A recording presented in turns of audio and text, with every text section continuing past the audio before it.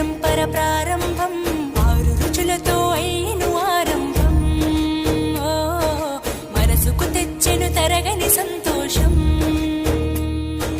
చైత్రమాస శుక్లాపక్షం, ఉత్తర భాద్ర నక్షత్రం, ఉగాది తెచ్చెను గుండెకు ఆనందం. ఓ ఆయని గురుతులు అయ్యను మన సొంతం.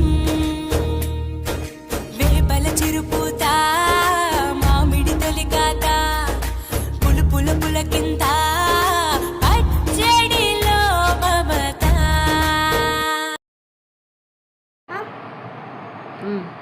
అందరికీ శ్రీ పరాగవనామ ఉగాది శుభాకాంక్షలు.